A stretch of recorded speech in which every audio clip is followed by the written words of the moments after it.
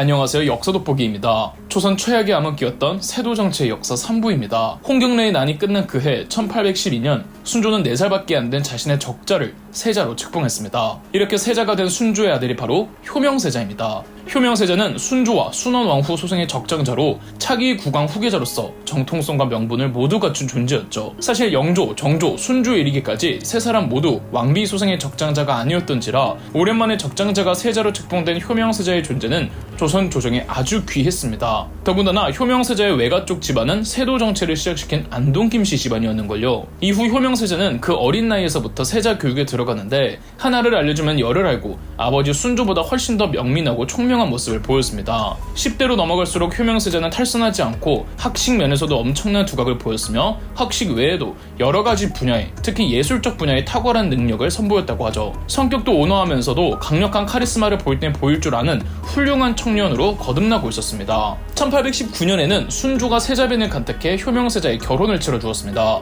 세자빈은 조만영의 딸로 그녀의 집안은 풍양조씨 집안이었습니다. 한편 순조는 잔병치레가 많아 신하들의 걱정을 샀습니다. 체격이 크고 또 어린 시절에 총명한 모습을 많이 보였지만 왕이 된 이후 20대 나이에서부터는 여러 병에 시달렸죠. 그리고 순조 자체가 똑부러지고 강단 있는 성격은 아니었습니다. 왕이 된 이후 주어진 일만 하는 스타일이었지 정치적 비전이 있어서 여러 개혁들을 펼쳐 보인다거나 혹은 제위초, 벽파와 시파의 싸움에서 강력한 왕권을 발휘하며 중재하지 않고 정순왕후 혹은 김조순의 의지대로 따라가는 경향이 컸죠. 20대 이후 그의 몸이 허약해지면서 정사에 적극적으로 나서는 모습이 더더욱 줄어들었고 이는 김조순과 안동김씨 일파가 조정을 장악하는 빌미를 제공했을 뿐이었습니다. 그러던 1827년 순조의 나이 30대 후반 그리고 효명세자의 나이 19살 순조는 효명세자의 대리청정을 선언했습니다. 대리청정을 시작한 효명세자는 물을 만난 물고기처럼 날아다니기 시작했습니다. 효명세자는 아버지 순조와 완전히 다른 사람이었습니다. 어린 나이임에도 조정의 그 원로 대신들을 주름잡을 줄 알았고 조선의 여러 가지 사회적 패단에 큰 관심을 보이며 하나둘 해결하려는 모습을 보였죠. 조정의 원로 신하들은 마치 정조가 살아 돌아온 것 같다는 말을 할 정도였죠. 외모도 정조와 많이 닮았다는 기록이 있고 또 외모도 출중했다고 기록되어 있습니다. 조정 내 효명세자를 싫어하는 사람은 거의 없다시피 했으며 이런 효명세자의 깔끔한 일처리와 리더십에 아버지 순조는 아들을 굉장히 흡족해 했습니다. 효명세자는 안동김씨의 힘이 지나치게 비대하고 권력이 한 가문에 독점되고 있다며 안동김씨의 대항 세력으로 그의 처가인 풍양조씨 집안을 등용해 측근으로 세우면서 조정 내 힘의 균형을 맞추고자 했습니다. 이에 대해 안동 김씨의 수장 김조순의 반응이 의외였는데요. 이를 묵묵히 받아들였습니다. 김조순 역시 자신의 외손자 효명세자의 능력에 감탄하며 자신의 가문을 견제하는 세자임에도 효명세자의 결정에 웬만하면 힘을 실어주고 동의해주었죠. 효명세자는 음악에도 엄청난 능력이 있었습니다.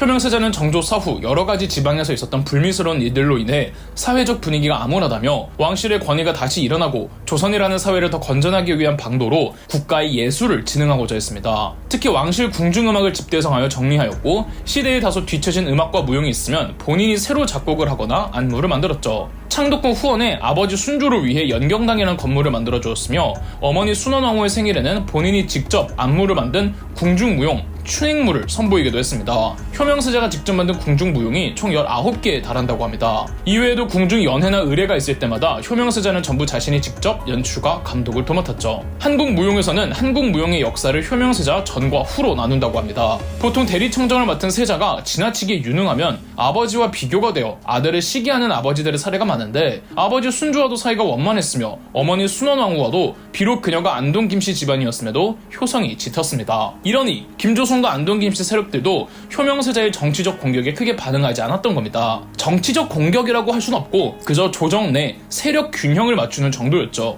효명세자가 세자빈과의 사이에서 원자까지 봅니다. 조선 후기에 찾아보기 힘든 안정적인 후계 구도가 정립이 되면서 다들 효명세자에게 거는 기대가 컸고 효명세자가 순조의 뒤를 이어 왕이 되었으면 곧바로 세도 정치는 끝이 났을 겁니다. 그런데 이렇게 말씀드리는 건 효명세자가 왕이 되지 못했다는 뜻이겠죠? 대리청정을 시작한 지 3년 차에 접어들었던 1830년 고작 22살의 나이로 효명세자는 사망하고 맙니다. 급작스러운 죽음에 김조순 혹은 안동김씨가 효명세자를 살해했다라는 독살설이 있기는 하지만 독살의 흔적은 전혀 없으며 과로사로 인한 사망이 사인의 통설이랍니다. 효명세자가 오늘 내일 할 때 순조는 의학에도 두각을 보였던 정약용을 빠르게 불러 입궐시키려고 했지만 정약용이 도착했을 땐 이미 효명세자가 죽은 뒤였죠. 순조는 아들 효명세자의 죽음에 비통해하며 손수 제문을 지었는데요. 진짜 눈물이 납니다. 일부분만을 읽어드리겠습니다. 장차 누구를 원망하고 누구를 허물하며 어디에 의지하고 어디에 호소해야 하는가. 말을 하려고 하면 기운이 막히고 생각을 하려 하면 마음이 먼저 막히며 곡을 하려면 목이 먼저 메이니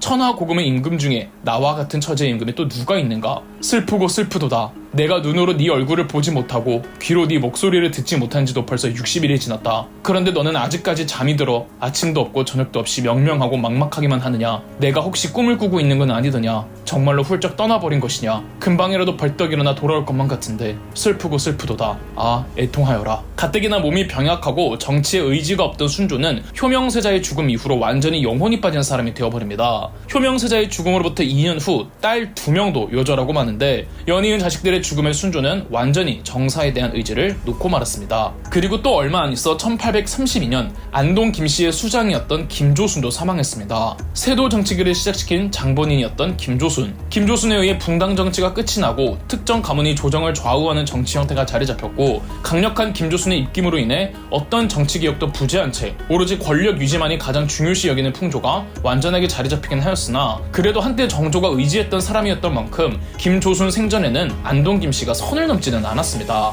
최소한의 선은 지키는, 그러니까 어느 시대에서나 볼 법한 부패한 정치인들의 모습 정도였지만 김조순 사후 안동 김씨를 비롯한 세도 가문이 선을 넘으며 목줄을 잃은 짐승마냥 날뛰기 시작합니다. 김조순 사후 김조순의 장남이었던 김유근이 안동 김씨를 이끌게 되었는데 김유근을 비롯해 그의 친형제들, 사촌 형제들, 육촌 형제들이 조선 조정의 실세로 거듭나 국왕인 순조보다 더 강력한 영향력을 행사했습니다. 아들과 딸들을 잃고 넋이 나간 순조는 이런 김유근의 형제들을 컨트롤할 능력도 의지도 없었죠. 그리고 1834년 하루하루 병들어가던 순조도 사망하고 말았습니다. 아들 효명세자를 잃고 4년 후였죠. 순조가 죽자 순조의 손자이자 죽은 효명세자의 아들이었던 헌종이 24대 국왕으로 즉위했습니다. 이때 헌종의 나이 8살, 조선 국왕들 중 최연소의 나이로 왕에 오른 경우입니다. 당연하게도 어린아이였던 헌종이 곧바로 정사를 돌볼 수 없었고 헌종의 할머니, 즉 순조의 아내였던 순원왕후 김씨가 수렴청정을 6-7년 정도 맡습니다. 이 사이에 안동 김씨의 횡포는 이루 말할 수 없었습니다. 우선 순원왕후도 김조순의 딸, 즉 안동 김씨의 사람이라고 말씀드렸죠. 심지어 헌종이 11살 때 결혼한 새로운 왕비